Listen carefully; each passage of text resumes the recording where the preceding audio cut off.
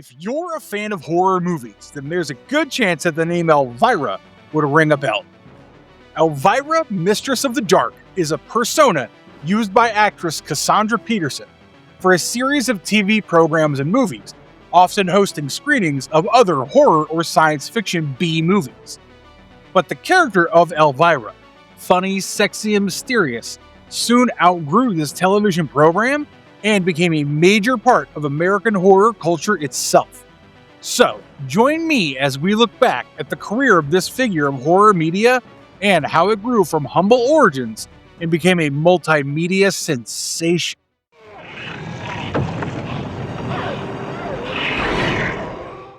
The origins of Elvira. Before Elvira, there was originally Vampira, a character played by actress Mila Nurmi, who hosted a show on the channel KABC TV, presenting horror movies. The Vampira show, as it was called, aired for a short period of time in 1956, before being cancelled, with the character left unused ever since. Years later, in 1981, actress Cassandra Peterson was brought in to star in a revival of the show, where she would play Vampira's daughter. Visually, Peterson worked with her friend and professional makeup artist, Robert Redding, to create the iconic look and costuming that we now associate with the character Elvira. Their first idea, a pale pink gown inspired by Sharon Tate in the film Fearless Vampire Killers, was rejected by the executives who wanted an all-black costume. Thus, we got the gothic, classic vampire-inspired costume that is synonymous with the character.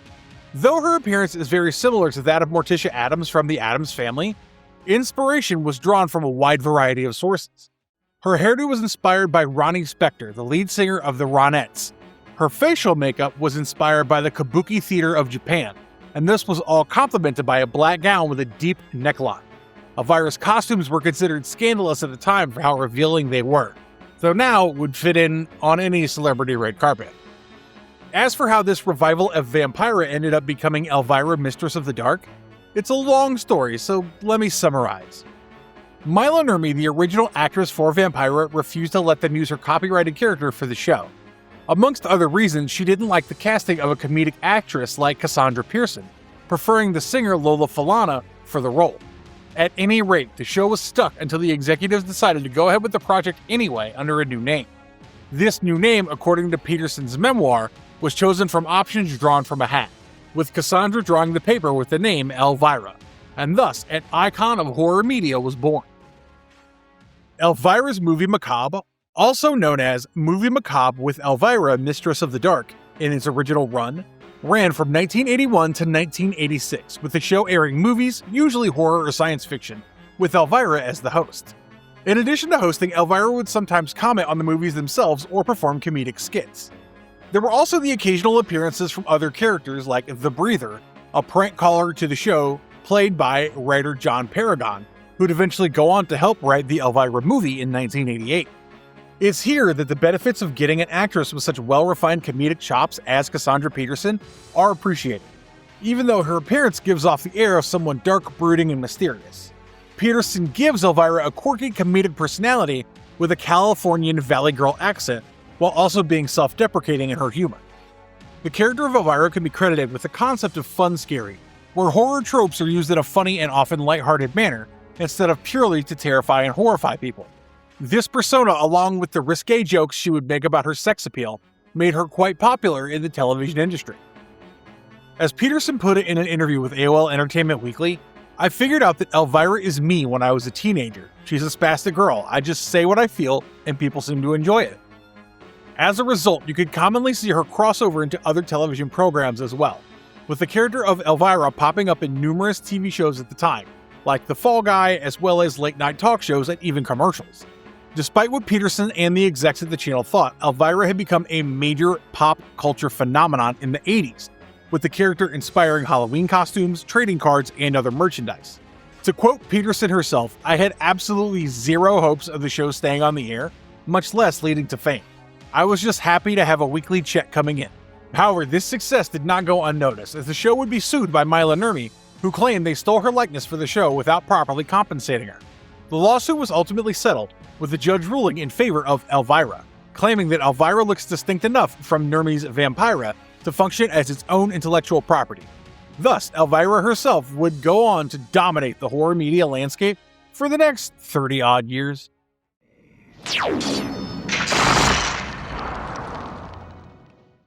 Elvira, Mistress of the Dark. In 1988, Peterson and company finally got the green light for a major milestone for the character Elvira. She'll finally be starring in her own theatrical film. Titled Elvira, Mistress of the Dark, we follow Elvira as she works as a horror hostess, leaving her network after an executive acted appropriately with a dream of working in Las Vegas. She finds herself in the quiet town of Falwell, Massachusetts, where she received a house willed to her by her great-aunt Morgana Talbot after her death. Her sexualized appearance and outspoken personality cause conflict with the conservative attitudes of the townspeople, though she finds a friend in theater owner Bob Redding, an homage to her friend who helped design the character, who died in 1986. Unknown to her, her great-aunt Morgana was a witch of great power, and her uncle Vincent, a powerful warlock in his own right, will stop at nothing to get Morgana's famed spellbook. Caught between the regressive mindsets of the townspeople of Falwell and the supernatural threat posed by Vincent, Elvira must find a way to fight back against both with only her great-aunt's spellbook and Gonk, her shape-shifting animal pet. The film was released at the peak of Elvira's popularity. The executives wanted to make it a sitcom instead, but Peterson wanted to move on from television and try to break into theatrical films. They would eventually attempt to make an Elvira sitcom in the 90s, inspired by and in an attempt to continue the plot of the 1988 film, though it was ultimately not produced. To write the film, Peterson hired her longtime friend and writer, John Paragon, who made voice appearances on the show as The Breather, as well as Sam Egan, who wrote the episode of The Fall Guy, where Elvira made her appearance. The three of them wrote the film, which was less of a horror film and more of a fantasy comedy that worked off of charm and the comedic side of Elvira. The film came out in 1988 to mixed reviews, with critics both praising and criticizing the humor and writing. Funnily enough, Cassandra Peterson is one of the few people to get nominated for a Saturn Award for Best Actress and a Golden Raspberry for Worst Actress for the same role. However, the film still managed to gain a cult following, pun definitely intended, and it's easy to see why. This film is surprisingly progressive for its day, with the main female protagonist enjoying a degree of freedom and non-judgmental depictions of sexuality that doesn't seek to objectify women. The character of Elvira is a troublemaker, someone who upends the values of the conservative townspeople of Falwell, and we love her for it. Elvira flaunts her sexuality throughout the movie, and the filmmaking adds to it, as we're treated to many loving shots that serve to show off Elvira's beauty and sexiness. The film showcases the kind of sex appeal and suggestiveness that the B-movies Elvira would show on her television program were infamous for. But in this case, it was done more as a statement of Elvira's sexual independence, rather than to objectify or sexualize her for the audience's entertainment. The major turning point in the film is when Elvira's spell goes haywire, and we see the townspeople begin to let go of their prejudice and come together. No pun intended this time. In fact, this part resulted in Elvira losing the Coors Company as a sponsor, as they opposed the risque nature of the film. But this controversy only made Elvira more popular among her fans. If you talk about Elvira, it's most likely this movie that people think of first. That's how iconic this film has become among the Elvira fandom. He gets the girls who kiss, but never tell. Elvira's ventures into other media. During the 90s, as Elvira was becoming a pop culture horror sensation, the character branched out into other media as well, with this era featuring spin-off specials, comic books, and video games based on Elvira. Thriller Video, a home video line of videos hosted by Elvira, was one of her earlier expansions out of television shows. The line of home video releases featured horror and science fiction movies that she picked and presented, mostly from British shows like Thriller and Hammer House of Horror, that were repackaged as standalone specials. Peterson deliberately chose to leave out the gorier and more explicit films, as she saw it contradict the mass market appeal of her character, and didn't want to support films featuring excessive violence and cruelty to animals. Despite this, Thriller Video has put out some films featuring violent content, though these releases don't have the character Elvira appear in them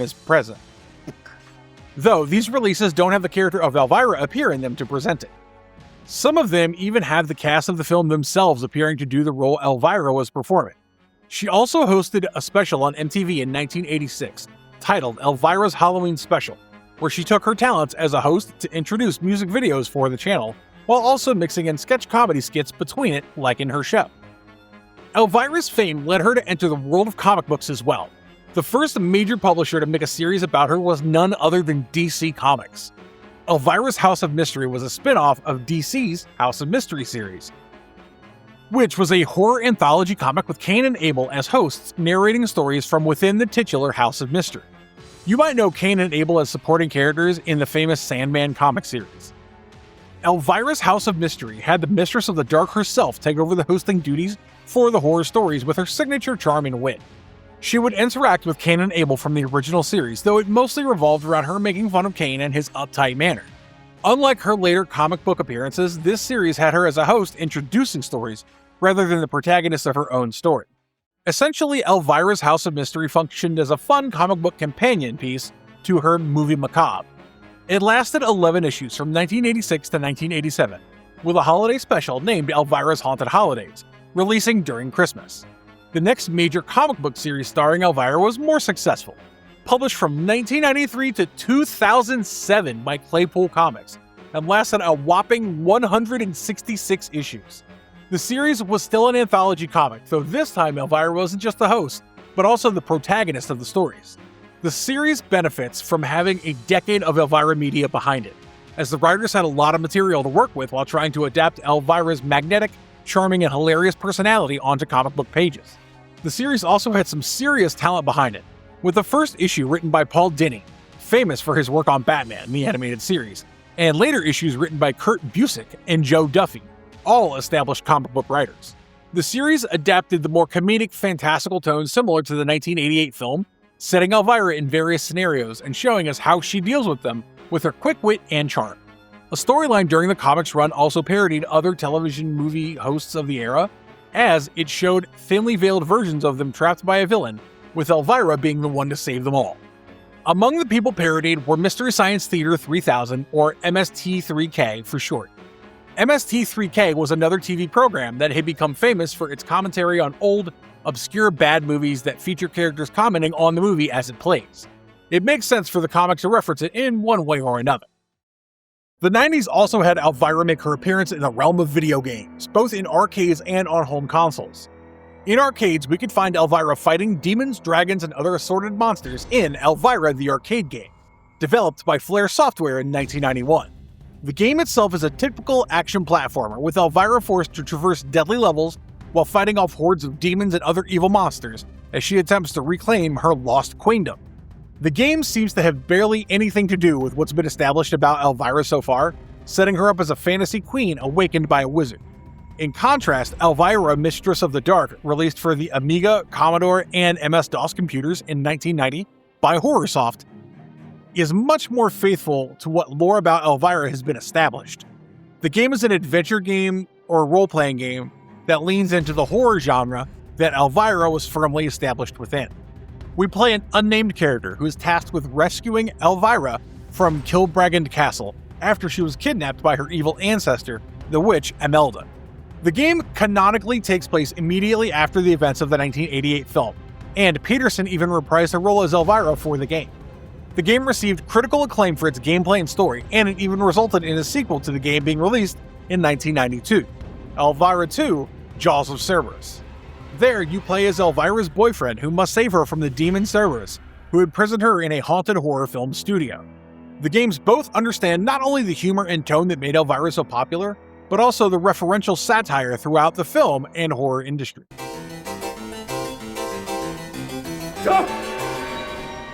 Elvira's Haunted Hills, an independent production. Despite the cult following, Elvira, Mistress of the Dark was a box office bomb, leading to the next film, Elvira's Haunted Hills, to be independently produced by Peterson and her then-husband, Mark Pearson. They even went so far as to mortgage their own house to finance the movie, but this still resulted in a working budget of just under $1 million, a far cry from the budget they had while filming the first film. But despite this, Peterson and her team managed to make the film look pretty amazing, despite the budgetary restrictions. The movie itself was a loving parody of Edgar Allan Poe's stories and the low-budget horror films made popular by directors like Roger Corman. As Peterson herself put in an interview with comicbook.com, "My second movie, Haunted Hills, was going off on a whole different tangent. Just because I was so in love with the old Roger Corman movies growing up as a kid, and I wanted to make another one, it was based on that." We follow Elvira and her French maidservant Zuzu, played by Mary Jo Smith, as they travel through the Carpathian Mountains of Romania on their way to Paris in 1851. True to form, Elvira is traveling to Paris to take part in a Can-Can review, only to find herself kicked out of an inn in the mountains. They then find themselves in the Castle Helsebas, taken there by the strange Dr. Bradley, an obvious homage to Mad Dr. Rolls, played by horror icon Vincent Price. As Elvira explores the estate, she finds out that she bears an uncanny resemblance to the Lord Vladimir Helsebas' late wife, Elora Helsebas. As she finds her stay in the mysterious castle extended, Elvira finds that the death of the Lady Elora might be more mysterious than anyone could have predicted. A lot of the crew from the original film returned, including co-writer John Paragon, who also wrote this film with Peterson. With the limited budget, the film had to be released straight to video in 2001, though Peterson managed to hold screenings for the film at AIDS charity fundraisers. The official theatrical premiere happened in 2002 in Hollywood, and by 2003, the film even managed to be screened at the 2003 Cannes Film Festival, which led to more eyes on the project as it came out. Unlike the 1988 film, which was more of a fantasy comedy built around the comedic chops of Peterson as a comedian, Elvira's Haunted Hill was more of a send-up to the films Elvira would present on her TV program. This film is much more overtly influenced by horror films of the past, like The Pit and the Pendulum and The House of Usher. Both gothic horror films with very distinctive looks that Elvira and team recreated by filming on location in Romania. Even the final spectacular special effects are so obviously fake that it kind of loops back around to being enjoyable in a very cheesy way. There's a joke in this film that revolves around Elvira noticing the very bad dialogue dubbing done for a support character, which is one of the funniest meta jokes I've ever seen in a movie. What makes the film work, in my opinion, is that so much of the film, like sets, cinematography, and supporting characters, all of them take the film completely seriously, contrasting with Elvira and her more modern sense of humor. The film also retains the sexual humor of the original, with a lot of gags revolving around Elvira's assets, contrasted with the setting and characters of 1851 Romania. Elvira, with her very unique 80s attitude, is out of place amongst the 19th century setting of the movie, and the film milks a lot of comedy out of this premise. The movie is a fun, affectionate parody of classic horror films and does not outstay its welcome with a brisk 90-minute runtime. The film, though not as popular as the first film, nonetheless had its fan base. Despite the lower budget and the somewhat dated nature of the character of Elvira, the film proved that there was still demand for more Elvira, which is why people to this day are still waiting for a third Elvira movie. Elvira's other projects from the 2000s. Even though she didn't follow up her second film with another film or television series for a while, Elvira managed to maintain her popularity throughout the 2000s through the reruns and revivals of her old shows. A lot of the success she had during this time can be attributed to DVD sales, with one such example being Elvira's Horror Classics, launched in 2004, which featured films chosen by Elvira that all featured a filmed presentation for each movie on the set. She also hosted Hollywood's Creepiest Creatures, also released in 2004, which was a documentary that talked about fictional monsters and the real-life animals that inspired them, which also featured other horror icons like John Carpenter and Jeff Goldblum. Thus, Elvira managed to make herself relevant throughout these years with horror-adjacent projects made for TV.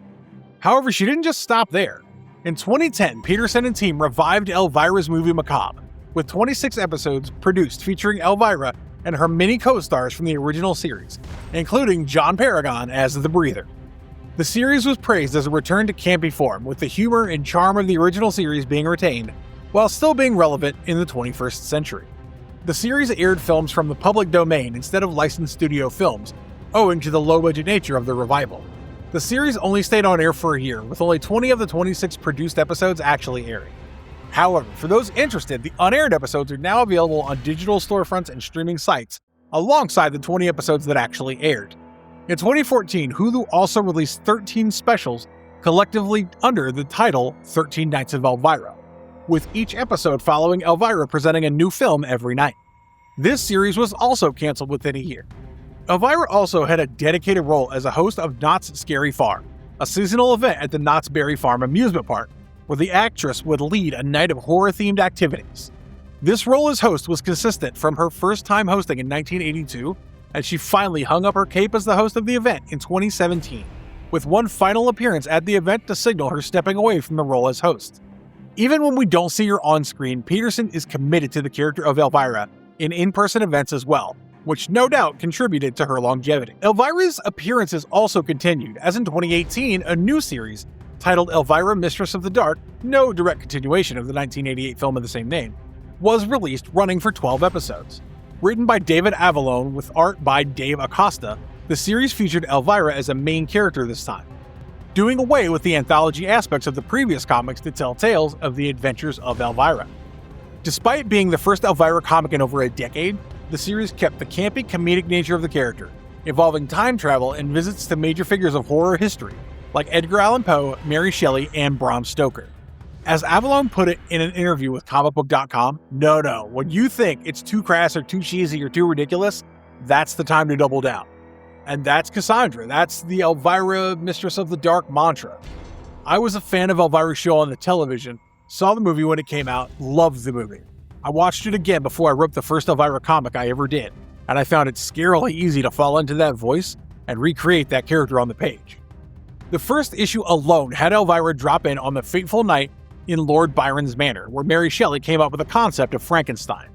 As the series progresses, we see her jumping through various points of horror history, accompanied by the quick-witted satirical commentary that made her such a sensation on screen. Avallone's stories also allowed previously unused concepts for Elvira to finally be realized. One of his arcs, Elvira's Inferno, where Elvira is dragged down to hell, was based on an unused pitch by Cassandra Peterson for an Elvira movie. The 2018-2019 run of the comic was followed up by The Shape of Elvira, a comic book parodying the critical hit movie The Shape of Water. The comic allows Elvira to continue her spree of parodying horror films, now reaching classic films of the 2010s as well. We also see her find the ghost of H.P. Lovecraft for a copy of the Necronomicon, fight off Vlad the Impaler, and even meet Vincent Price, the iconic horror actor, in a recent miniseries. The miniseries has the ghost of Vincent Price appeal to Elvira for her help in tracking down and finding a long-lost horror movie from the 70s, said to be the only thing capable of stopping an ancient Egyptian curse from bringing about the apocalypse. The series was made with permission from Vincent Price's estate, and thus is the rare instance where Elvira can interact with one of the subjects of the horror movies that she's been presenting for almost 40 years now. As time goes on, the prospects of a third Elvira movie become more and more unlikely. Peterson is also getting more and more involved with writing comic books featuring her character. Her first comic book about Elvira that she wrote, The Omega Man, followed Elvira in a setting that she had never been in before. Stuck in a post-apocalyptic wasteland after being put in a coma, she's collaborating with Mistress of the Dark writer David Avallone and artist Dave Acosta for the book that came out in 2020 during the pandemic and dealt with themes regarding quarantine and other timely topics. Who shot the stove? Elvira in the 2020s, the future of the franchise. Though her output slowed, Peterson is still putting out specials and other programs featuring Elvira well into the 2020s. In 2021, several projects were released to celebrate the 40th anniversary since Elvira first appeared on television. Amongst these projects were the 40th anniversary special on the streaming site Stutter, where a mini marathon of 4 movies, Elvira, Mistress of the Dark, City of the Dead, House on the Haunted Hill, and Messiah of Evil, was aired in September in the style of her show Elvira's Movie Macabre. In October of the same year, Elvira partnered up with Netflix to make a series of promotional shorts called Netflix and Chills, where every week a new short form video featuring Elvira was released that promoted the streaming service's horror media all the way up to Halloween. Furthermore, the rise of streaming in the late 2010s and early 2020s meant that the older content that Elvira had already made became more readily available, allowing access to every special or program she had ever made. But Peterson's not the type to rest on her laurels. Instead, she got to work trying to get the long-awaited third Elvira movie into production. As far back as 2019, Peterson has been giving interviews about a potential sequel to Elvira, Mistress of the Dark, which would be a direct continuation of the story as opposed to Elvira's Haunted Hills, which was a prequel set in the 19th century. Peterson planned to set the story in the 80s instead of trying to adapt the character to the modern era, as we followed Elvira's continued attempts at hosting a show in Las Vegas. Peterson mentions being inspired by Stranger Things as well, and how they recreated the 1980s for their show, and hoped to do something similar for her movie. The film was also planned to go in a much darker direction, this time planned to be a proper horror movie, instead of a fantasy or a comedy. During this time, Elvira also made her debut in animation, through her cameos in Scooby-Doo Return to Monster Island and Happy Halloween, Scooby-Doo. Speaking of the experience, Peterson said, "I really like it. You don't have to look good, you don't have to dress up. I think animation would be a fun way to go. I haven't done anything in animation until this Scooby-Doo thing as the character, and the character lends itself so well to comic books and animation. She really is kind of a cartoon character anyway. I think that's the way it's gonna go. The experience she had with the animated movies convinced Peterson that maybe animation is the medium in which the Elvira franchise continues. Peterson had previously considered an animation project involving Elvira, which she pitched in 2019. However, Netflix and Shudder both rejected the project, claiming the animation wasn't their priority in the moment. This made her focus her efforts on a live-action film, though her experiences with the Scooby-Doo movies convinced her that the future of the franchise was in animation. Animation would also allow the creative team to make more interesting and complicated effects for the story without having to worry about a budget. Her age was a major part of her decision, as in 2025, Peterson officially retired from making in-person appearances as Elvira in costume. Peterson, 74 years old at the time, justified her decision as people don't want to see Elvira in that costume at 90 years old, and stated that the freedom of animation allows her to reprise the character without having to wear the costume. Thus, any new piece of live-action media will either have to rely on pre-existing archival footage of Peterson, or cast a younger actress in the role of Elvira. In the 2020s, Peterson also came out with her memoir, titled Yours Cruelly, Elvira, in which she talks about her career, in particular, about her experiences of playing the character of Elvira for 40 years. The book is filled with anecdotes about Hollywood, as well as her personal experiences dealing with the issues of playing a persona on and off screen, and how that affected her public and personal life. Peterson has also been making more appearances outside of the costume during this period, and has mostly kept herself to managing the brand and intellectual property of Elvira, with the occasional appearance or cameo here and there. In her view, the character of Elvira has transcended her origins as a television movie host, and has now become an iconic part of horror history. And honestly, I don't think there's anyone who'd disagree. Across the 40 years of her career, I can't name another figure in horror history quite like Elvira. Elvira leveraged her natural charm and charisma into going from a career hosting television movie marathons to eventually starring in them herself. Cassandra Peterson and her efforts in making Elvira a household name in horror should not be forgotten. And I hope this video has inspired you to at least watch the 2 existing movies that we did get with her. As always, I hope you enjoyed this video. Please like and subscribe if you'd like to see more videos like this, and ring that notification bell so that when we post them, you find out first. Stay safe, have a terrifying day, and as always, stay marvelous.